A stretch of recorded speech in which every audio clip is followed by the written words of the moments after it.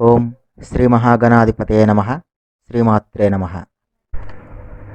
Hi friends, ఈ వీడియోలో మనం గణపతికి సంబంధించినటువంటి షోడశ నామాల గురించి చెప్పుకుందాం.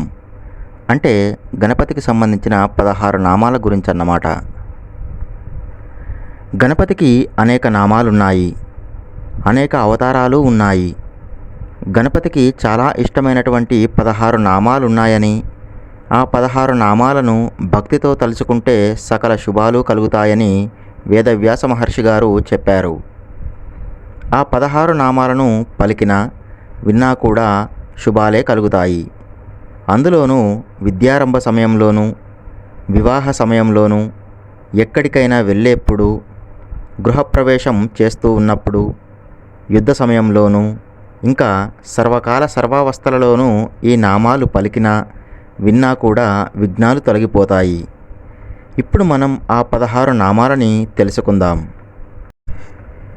విఘ్నేశ్వర షోడశ నామావళి. ఓం సుముఖాయ నమః అనగా సుముఖుడు.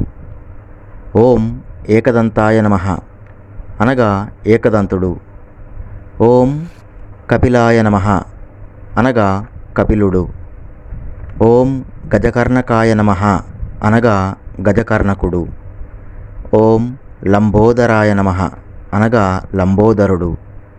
ఓం వికటాయ నమః అనగా వికటుడు. ఓం విఘ్నరాజాయ నమః అనగా విఘ్నరాజు. ఓం గణాధిపాయ నమః అనగా గణాధిపుడు. ఓం ధూమకేతవే నమః అనగా ధూమకేతుడు. ఓం గణాధ్యక్షాయ నమః అనగా గణాధ్యక్షుడు.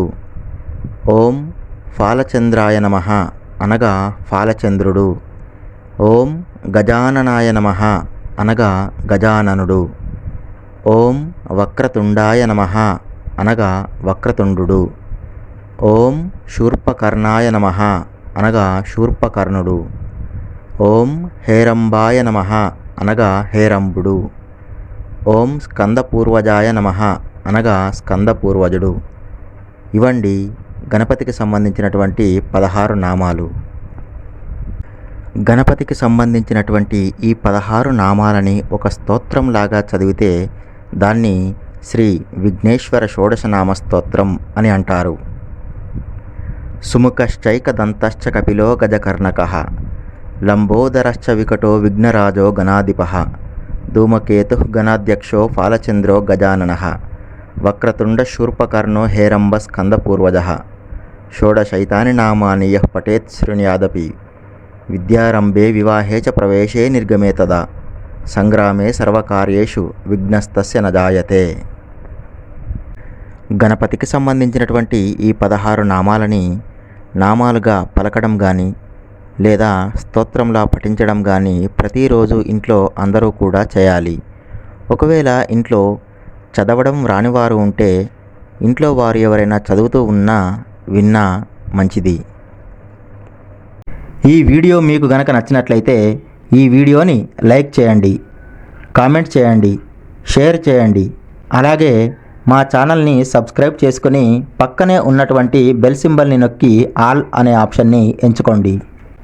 ఈ వీడియోని చూసినందుకు మీకు ధన్యవాదాలు.